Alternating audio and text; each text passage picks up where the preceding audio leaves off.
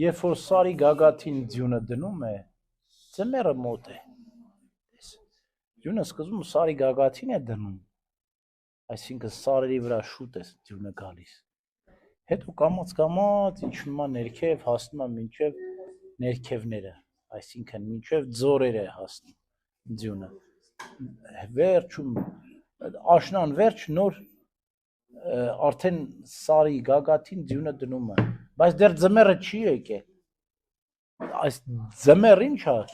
ձյունամեռ, ասում է Սուրբ Գրիգոր Տաթևացին, որ մեռնում է բնությունը ամբողջ։ Եվ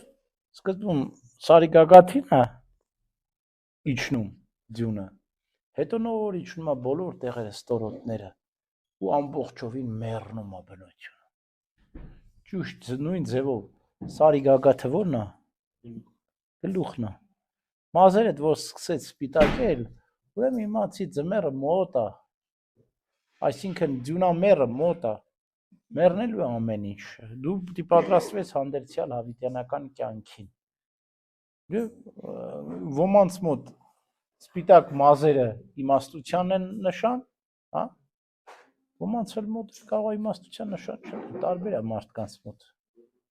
Ամեն մարդ չէ, որ սպիտակ մազերով է եւ դա իմաստության նշան է։